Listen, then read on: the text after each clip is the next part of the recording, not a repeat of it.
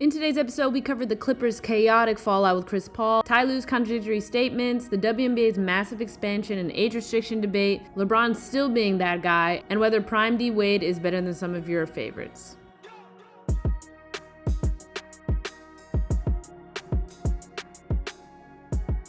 Welcome back to another episode of From the Rafters Pod, a podcast about changing the way fans talk about basketball in a world full of media myths. We are here to deliver the data, the evidence, and informed opinions. I'm Kev, she's Dev. And I'm enunciating. Gosh, so annoying. Welcome back. Welcome.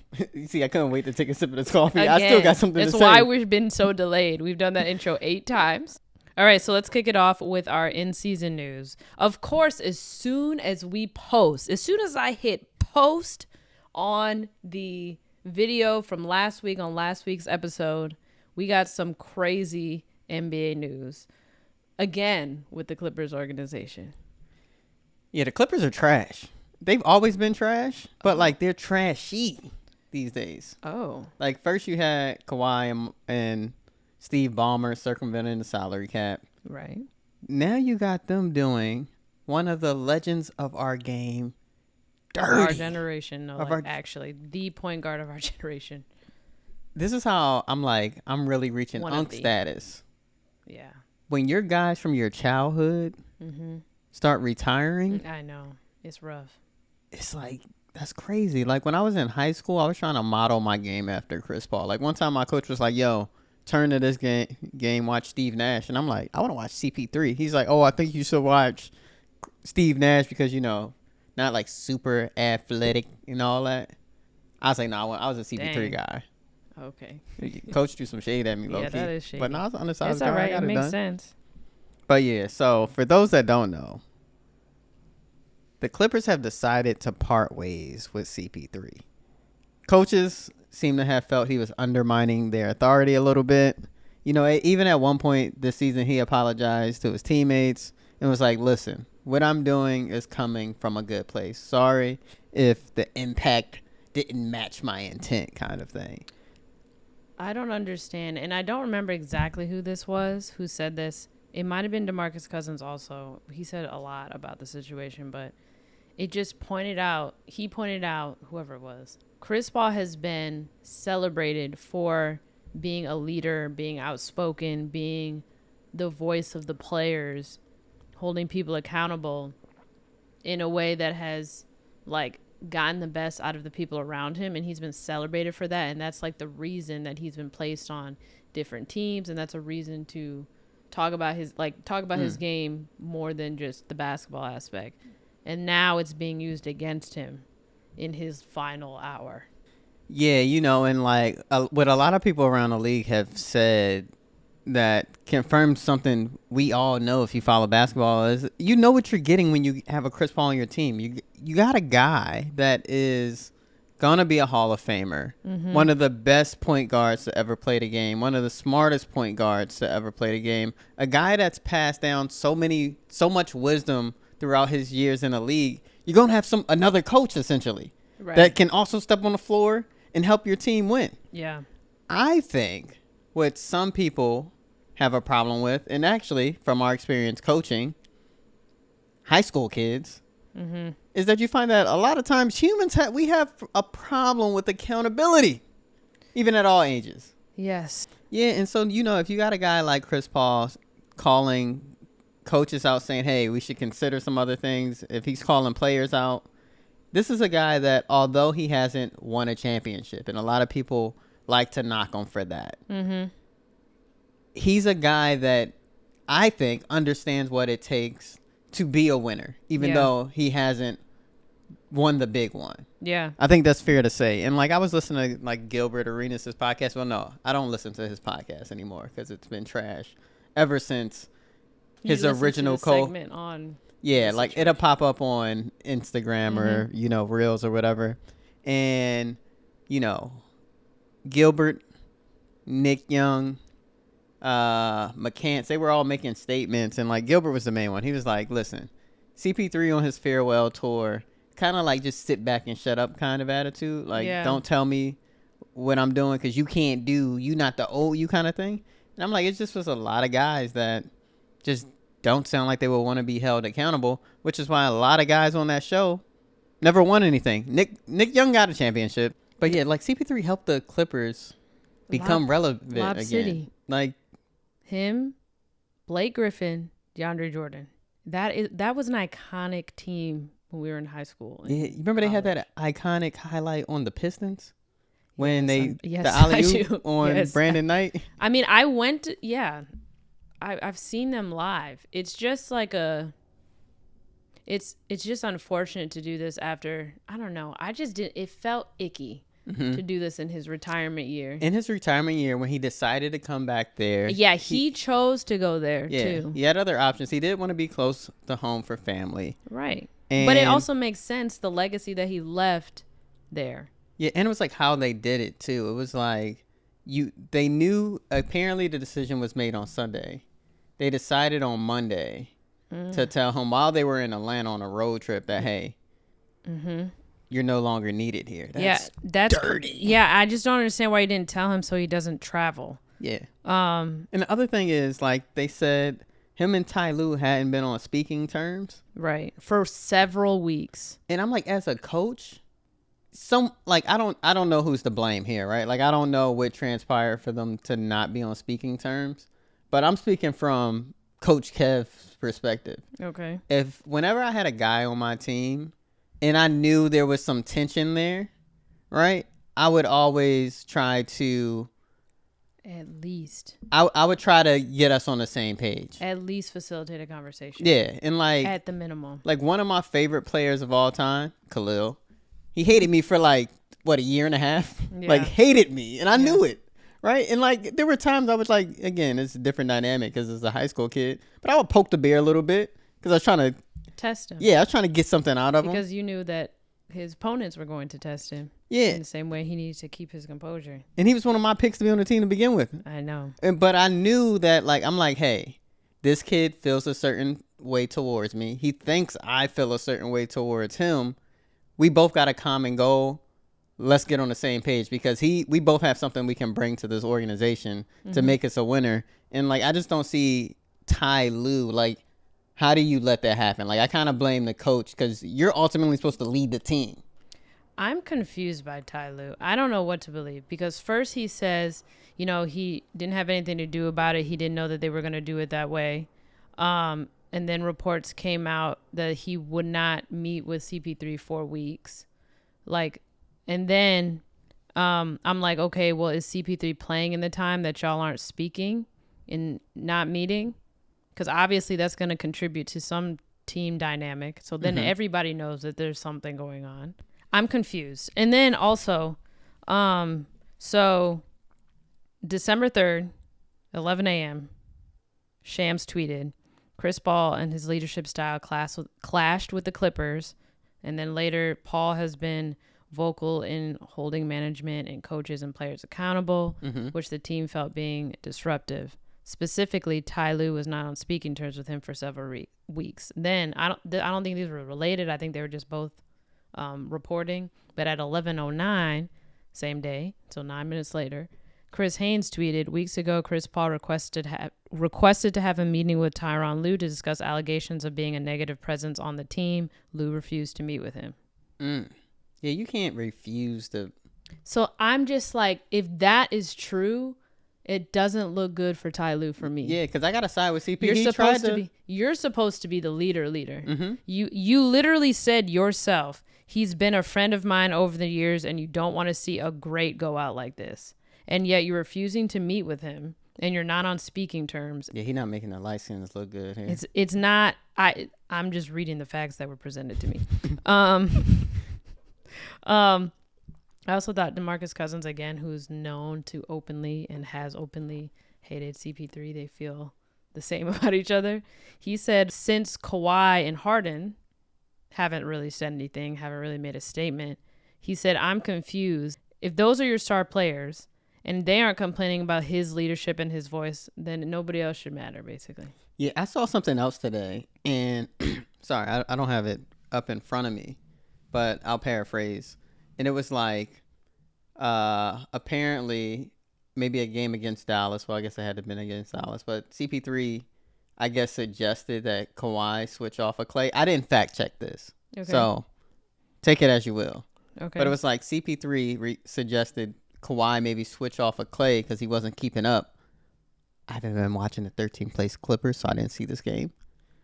I was gonna say, yeah, they're like, at the bottom. Yeah, they're not having a great season. And apparently Jeff Van Gundy, who is an assistant on the Clippers, was like, "Listen, you might have been able to have influence on your other teams, but you're not going to have it here." And then I Googled. I was like, "Who's the head defensive coach on the Clippers?" Jeff Van Gundy popped up. So I was like, well, the coaching staff might have just been getting their feelings hurt a little bit because CP3 maybe just wasn't seeing eye to eye. Now, I just see him as somebody with having such a high IQ. Why would you not listen to the person on the floor? Yeah, and I'm like, because you know it's okay. You're human to not see everything when you're a coach. Yeah, like you can't. You have to.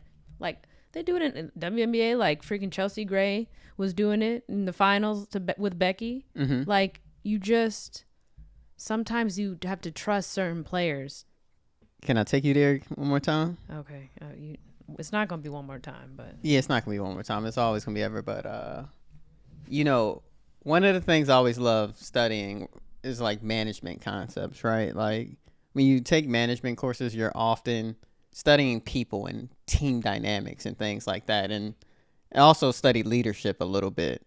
And it was funny when I was sitting in class and learning about different ways leaders can lead, right?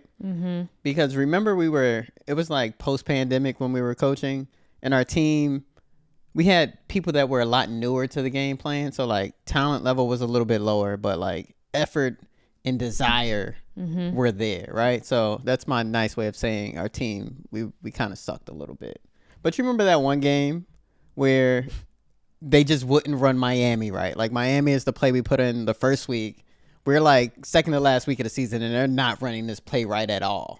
And old Coach Kev would be like, "No, this all we running until we leave. We gonna die running this play today." But you remember that huddle? I was like, Doc Rivers never adjusted. Yeah, exactly. But you remember what I asked them in the huddle that day? I was like, "What do you guys think you can run and execute?" They gave me a play, went out there and did it perfectly. And then fast forward, I'm sitting in class, and they're like, sometimes leaders give their team some autonomy. You let them make some decisions. There's a misconception on what a leader is. Yeah, across big time. the country. And like across the world. And one of the biggest things I think as a leader / coach you have to be willing to do is give your team or your players like a voice and some power. Like they got to have a space to share their thoughts, especially in a game like basketball. Like you can't have a guy like CP3 and expect him to stay quiet. You got to listen to his ideas and try to see if they fit in somewhere. And if they don't, have that conversation respectfully. Be like, "Hey, CP3, I get what you're seeing, but I'm seeing this, and this is why I'm going to stick with this." And then if, your plan doesn't work, you're going to look a little stupid, but hey, it just looked like the Clippers. Then you coaching just say, staff, "You know what? I screwed up, and you were right." It's okay to be wrong and mess up. That's the I other say that thing. about refs too. Like you're not going to see everything. Like, and sometimes you're going to make a mistake. Just own it. It looks crazy. Even like with the refs who were reffing y'all, like in your league, it looked crazy to be so defensive about a play that was so wrong. It's okay to be like, "You know what? I missed it. My bad." One of my favorite refs was my man Irv, because I would go to him and he would be like, "I might have missed that one." I'm like, I can live with that. Like, honestly, we all human. You looking at, because I was looking at X, Y, and Z. It's like, okay. Like, you doing your job. You trying. We all not perfect. But something else happened this week. Yeah. That also, just like CP3's time with the Clippers, something else came to an end. And it was LeBron's streak of 10 plus points a game. He did it for a long time. 1297. That's crazy. And like this would, I don't know why I can remember that. That's like a very random. You might have to add that to the wall or something. 1297. What put it into perspective is when I saw like what other players would have to do to reach the same feat, and it was like KD would have to play Yeah. 82 games for 12 more years and scored 10 points a game. And I was like, damn, he only got 12 more years. No, or he like doesn't. Shea would have to play like 82 games a year, score 10 plus points a game until he's like 41. Mm-hmm. I'm like, yo, that is crazy. You got to also think about, like, LeBron has been injured. He has missed games. That's true. He's been out. That's true. So, I don't know. I just feel like it's okay if he's not your favorite. Mm-hmm. But that's, like, next level. Like, the stuff he does is next level. The LeBron hate has to stop. It's okay. Two things can be true. Mike can be your favorite, and you can say LeBron did a good job. Like, yeah. The fact that pains so many people is a little concerning. And then I think I saw, again, I don't listen to a lot of these podcasts because, you know, I be feeling about some of these opinions and stuff. But I think it was Lou Will, DeMarcus Cousins, Chandler Parsons. Yeah. And I feel like it might have been Chandler Parsons, and he was saying, like, oh, LeBron was stat padding to get to the 10 points, the game before. Because he was out there kind of late, and then he had like 6 points, went to the free throw line, then got another bucket, then they took him out. It was like they were trying to keep the streak alive. And then I love how in the game where the streak ended, tie game, 120 apiece, on the road, he can very well try to force that shot. In worst case, they go to overtime. They go to overtime. Exactly. Right? He gets the ball. He penetrates. Defense rotates. He could have still shot a floater. He could have pulled up from three. It's a shot he's made a bunch of other times. He could have done a lot of things. No, he hits the guy wide open in the corner with his feet set. Who has a 46% 3-point percentage this season. And he knocks it down. Easily. And like people have tried to tell me, my father included, LeBron's not pass first. That's how he says it too, right? That was my impression. LeBron, he used to be. My man let 1297 come to an end. And he does not care. To get a game-winning assist. He was like, we won the game.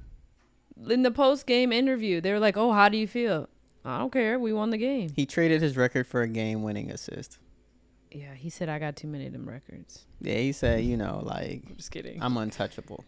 I'm screaming. I just, again, I'm going to say this. Ooh. Should they call him LaDon? Because he's like the Don. Is that a bar? All right. You get it though, right? I get it. LaDon. Yeah. Listen, you need a graphic. Okay. Put him in like the old mobster suit with the hat and a cigar. LaDon. All right, moving on. I feel like AI could do that for you. Yeah, let's see if we can just add a poster to the wall here. But yeah, I thought that was kind of iconic. Yeah. Like just symbolism. Symbolism. Layers. LaDon. I saw something else today too. Oh God. Like speaking about Chris Paul's. Oh, okay. You know how people always knock on him for not having any championships. I saw a post that speaks to my selection bias argument when people are always talking about Mike went 6-0 in the finals and they don't talk about any other years. I saw something that was like LeBron would be the GOAT for a lot of people, or like his legacy would be better if he had lost in the conference finals, basically in all the years that he lost in the finals. So then like he could have ended up like 4-0 in the finals. And it's just like his finals record would look a lot better at 4-0 than 4-6. But like what people often overlook is like, one, it's hard to get to the finals. Two, in a lot of his finals matchups, his team wasn't even the favorite to win the series. Like in those Golden State series, they weren't like Vegas had their money on the Warriors. Yeah. So like, yeah. If he lost, it was like, okay, that was what the data was telling us. That's the regression model saying, hey, if they win this, it's incredible, right? Did he lose in Miami when they should have won? Probably. I don't remember if he is favored against the Spurs. I have to dig up some that was on that. an iconic Spurs team, though. Yeah, exactly. Okay. So it's not like each time Mike went to the finals, the Bulls were the favorite. They were supposed to win. Right. You did what you were supposed to, right? Not the applause. Now I just get mad about the selection bias. Oh yeah, no. arguments. It makes sense. I'm gonna say this again. I just feel like the LeBron hate is so forced. You can like more than one person at the same time. No, you can't. You gotta pick one. It's crazy. They all can't be great. I mean, somebody can be great and another person is great for another reason. Yeah, I agree. I don't understand. It's so forced and so tired. Let it go. Let it go. Time to talk women's hoops. Oh, I forgot to do it at the top of the episode, but yeah, if you need a good Christmas gift for somebody, you don't know what to get them, but they like basketball, and I mean they really like basketball. Like they're actually basketball fans. Like, not like the weird people that be on TikTok under our videos that we'll talk whew, about later. But like if they love the game. Some weird people in the world. Like I'm talking about if your person loves the game, just check out the links we got. Just, We got some merch for you. We got some merch. Because if they love the game, they going to love this merch. Because it's just for them. But yeah, women's basketball. So last week on the show, I said something. And then I went and I looked into it a little bit more. Because there's always more than what the surface, than what you can see on the surface kind of thing. You feel me? Also, this is another thing that there were some additions and changes after we finished recording. That some updates came out, but go ahead. Okay, so last week on the show I made a statement like if they get to pay the salaries in the WNBA right, then things like housing stipends and housing accommodations should go away, and I still kind of believe that, right? Like if the money is there and players can afford their own housing, right, then maybe those accommodations can go away. But then I realized I did some more digging today because, from the Raptors, you always got to have the full view. Absolutely. You see everything from up here. Yeah. So I had to just take a look at everything. Oh, wow. And we're on the top level. Oh, yeah. Our studio is on the top level. We out here. But, yeah, so I looked into the nuances a little bit. And I was like, why is this such a big deal? Why don't more people do that? Why don't they think about like, okay, this is the headline. Like, why are we talking about this? That's why we're here. Yeah. And so it made me figure out like who this really impacts, because I'm like, okay, you have some players that are at the lower end of the salary spectrum. And then you got some players that are like max players. Right.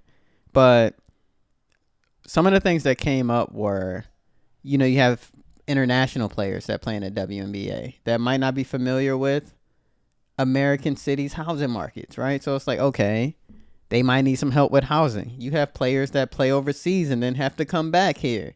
So it's like, okay, they might have a house over there they're paying for, maybe not. Then they have to quickly come to the States, join their team, not really have a window to look for housing. I'm like, that's part of it. Then you have players that are like on the rookie contracts where, historically they haven't made that much. So like they kind of need the living assistance to be able to like have a livable wage, something respectable. But where it really gets interesting beyond all that is with players who the WNBA teams only could really carry 12 players max. But for a lot of teams, because of salary cap issues, they only carry 11. Right. So you have a lot of WNBA players that get cut during training camp and even at like midway through the season. Yeah. That's why, like, for the Fever, you saw they had a lot of players that they were signing to those hardship contracts because they needed bodies. Like, people like Odyssey Sims, Ari McDonald. So you have people that have to move around. Even Haley Jones, right? She was on, like, 3 teams or something this year, right? Like, she was on a team for a week, got cut. Yeah. Like, she can't afford to sign a lease in each of those places because then you got 3 leases on your name, right? Like, she can't afford to barely probably, on her salary, pay for one expensive apartment in these big cities, let alone 2 or 3, right? So it's like those nuances is why expensive, just like livable. Yeah, I mean, I know rent high in Chicago, New York, LA. Yeah. So like, I mean, I'm saying that like she's not picking the most expensive She's not just trying to stay at the penthouse joint. She's just trying to have a place to rest up after practice. 1 bedroom, yeah. And so historically, the WNBA has given players either like a 1-bedroom apartment, or if they had like a kid under the age of 13, they could qualify for a 2-bedroom, or they would get like a housing stipend. So they gave them some assistance. The WNBA kind of needs to maybe expand roster sizes so that teams can carry more than 11 or 12 people, and I can get more into some of those details in a second. But they also got to change contract structures to where people have some more stability, right? Because a lot of times, a lot of these players are only living in these cities during the season anyway. So they can't really afford to have a house in their WNBA city as well as where else they want to live. Yeah, absolutely not. Yeah, you think about that, and like you think about these players like who can just jump around and get a big house. Like these NBA players that can just go get a house here, sell it, go like. Yeah. It's so much harder when you make $66,000 a year. And like for some of these situations, right, teams could partner with like real estate agencies. And so if you have players that need help finding housing, right, you can have someone like find them a place to live even while they're abroad, right? Because you can use FaceTime and stuff to tour them. But I was like, maybe in the next CBA, depending on salary structures and stuff, maybe you'll see kind of like a hybrid model where if your earnings are under a certain threshold, or like even, you know how for, this might sound weird to say, but you know sometimes for like government assistance programs, you got to submit your tax return. Maybe if, because a lot of players also make money from endorsements, maybe if your earnings are under a certain threshold, maybe you qualify for housing support from your team. Maybe that's something that has to happen. So then owners don't have to pay for everybody.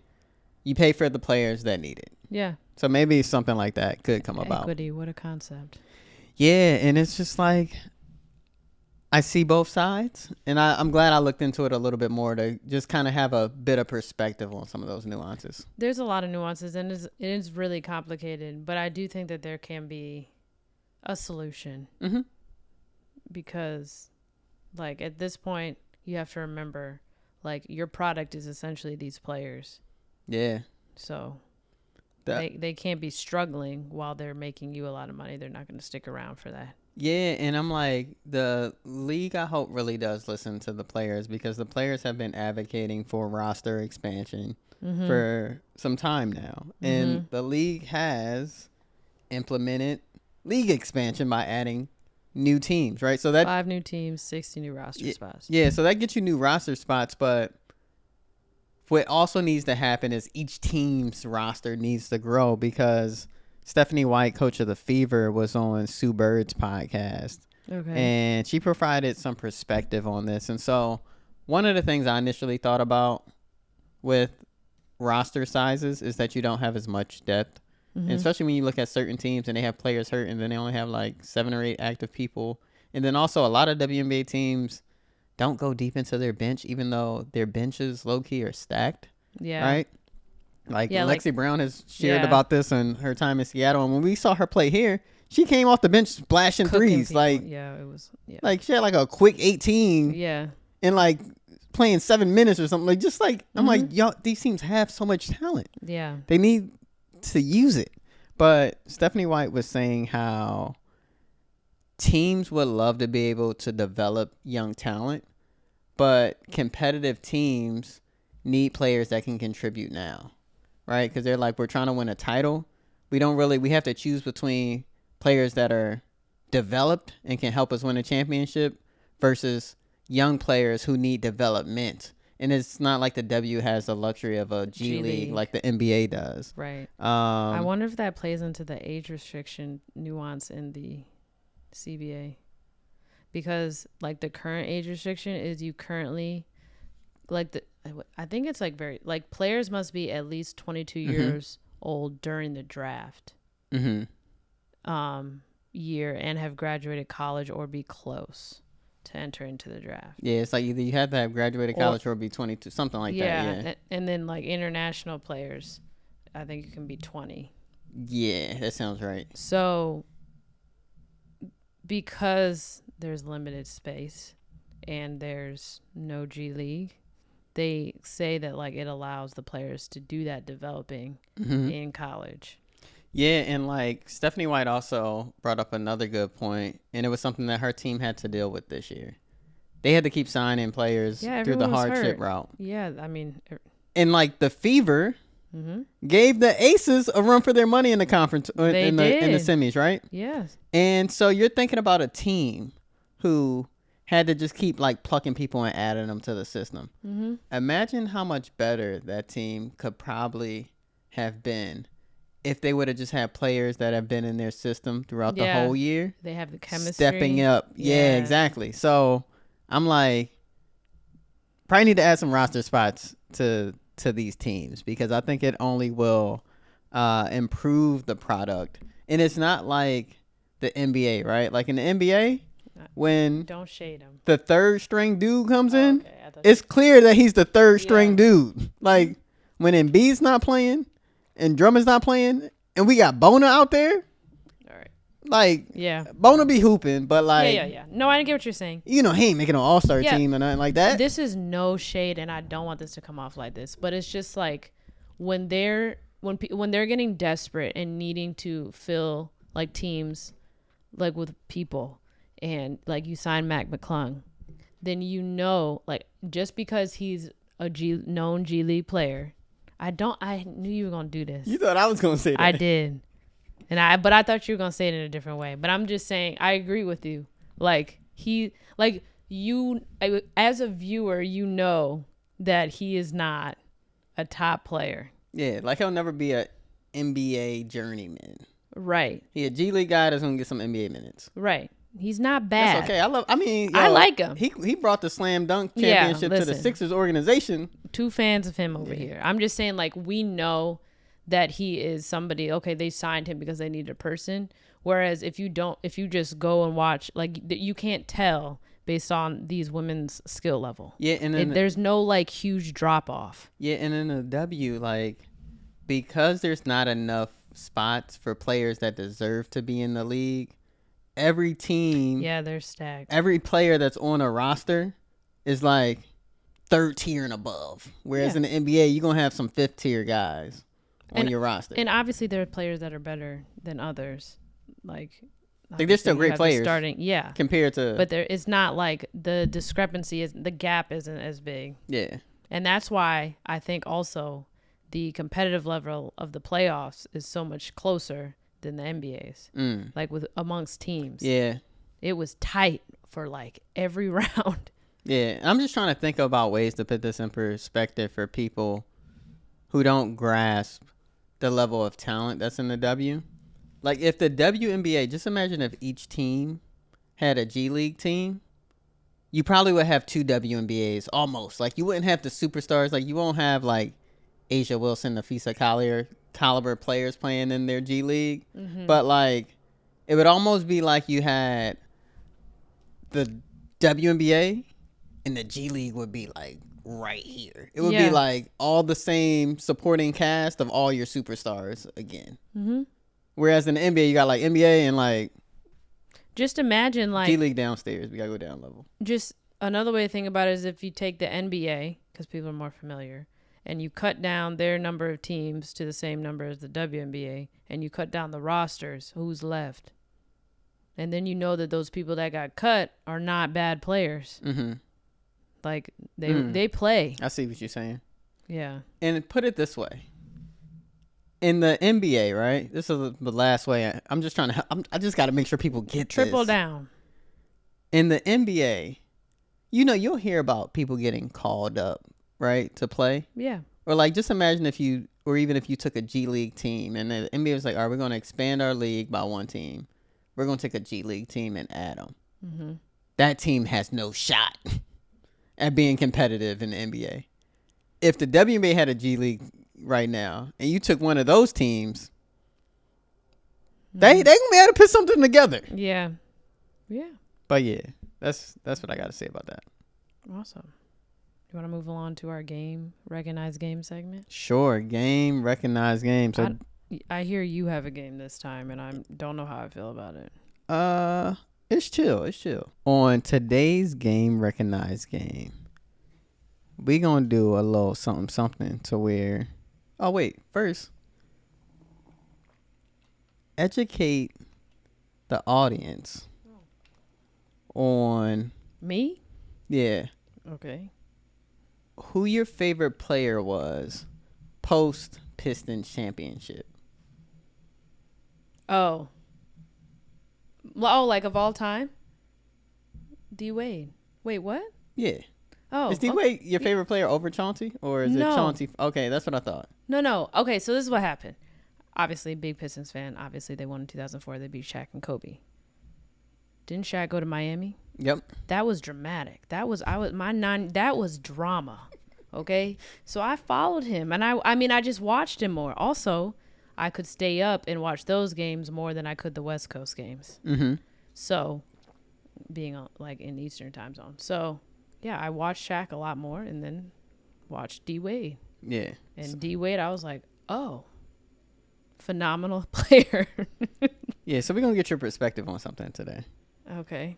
I want you to tell me when I name a player that is better than Dwayne Wade. Okay, prime D Wade. Okay. Prime D Wade. I didn't realize he had an All-Star game MVP too. It's D Wade. Hello? Yeah, but he's not some of these guys on this list.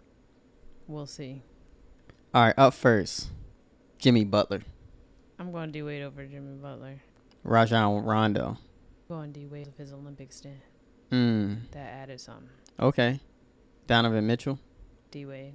Devin Booker.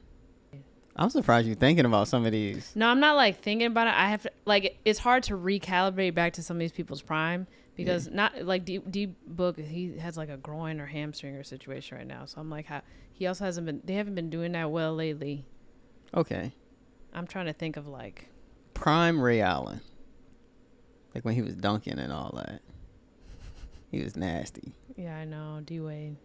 Dang, why you say it like that, D Wade? All right. Because they were on the same team together. Dame Dollar. This one's hard because I'm trying to think. Is D Wade more versatile? Dame is a better shooter. I know. Dame could get to the basket. Is it like a Caitlin Clark or Paige versus Paige situation where one's a little bit more versatile? I'm going D Wade. Yeah, I'm like, why you overthinking? I am overthinking something. I need to make sure I have the full bird's eye view. Say it with your D chest. Wade. Manu Ginobili. Oh wow. That one's kind of hard. D Wade. That one was a little closer though. James Harden. D Wade. All right, it's about to get a little interesting. Tracy McGrady. I'm going some different positions here. Yeah, that's a little crazy. D Wade. Allen Iverson. That one's hard. Dang, that's hard, Kevin. Okay, hold on, let me think. Because we did just watch his docu-series, and I don't want that to influence.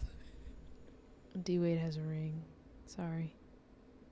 He also had Shaq. Okay. And LeBron. I think Iverson would have a ring if he had those guys. I agree. But all right, I'll respect it. It's hard. That was hard. All right, Prime D Wade was cooking. Like, I'm sorry. Prime. Dang, I kind of expected you to pick D Wade over him. All right. That was hard. Ooh, that's hard. I don't even want to post this now. All right, I gotta go up a tier. Oh God. Kawhi. D-Wade. That's not really up a tier, but yeah. Sorry, it's Steph. hard for me to remember a time when he was playing and doing well. Steph. When they beat the Sixers, that's. Oh, I may have to go Steph. Oh, really? Yeah. I didn't want to say Kobe because that was clear. Yeah. You go Steph over D Wade? I think so. Yeah. You go either way. I could go either way, but I'm gonna just that I don't know. Quick can shoot from anywhere. I don't think that D Wade was as much of a liability on defense. Oh, no, he was great on defense. Yeah, that's one. Yeah, he's that's like the best shot blocking guard. Yeah, that's the only. That's right. That's the only. Who are you going? You picking D Wade or Steph? Yeah, it's hard, isn't it? I'm sweating now. D Wade or Steph? Prime D Wade or Steph? You think Steph's still in his prime?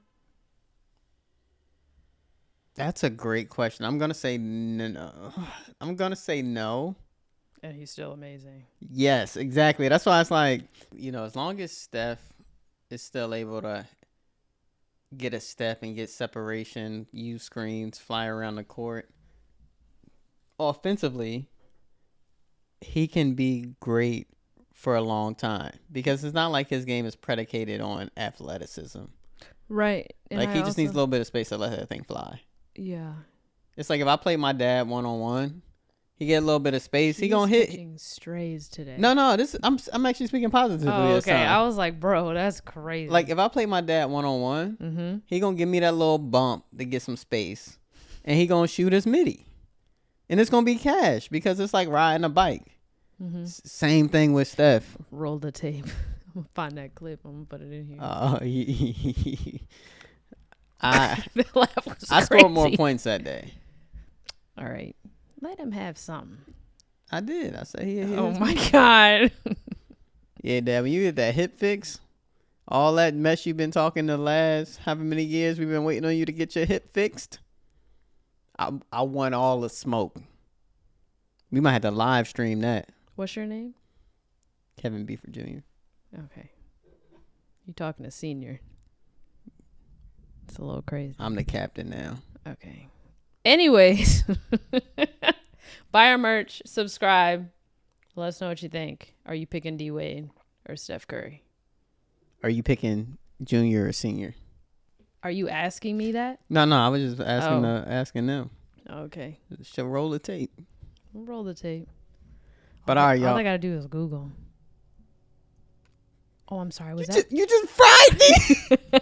So sorry. You just Damn. I'm so sorry. Damn. Who catching strays? Whew. Oh God. Damn, that's crazy. I didn't mean it like that. Dang. Who you married to? Junior. Dang. Everyone have a beautiful day. Because you still have your trailer on the YouTube channel. No, don't try to save it now. I'm not trying to save it. I'm just letting you know. Like, that is already out there. We don't even need to. Okay. It's fair. It's all good. Yeah. But until next time, y'all, thanks for tuning in. Make sure you share the show, like, subscribe, do all that. Follow our merch. Why are you laughing? I don't know. All right. Till next time. Thanks for listening, watching from the Rafters. Pod. Yeah. Peace. Bye.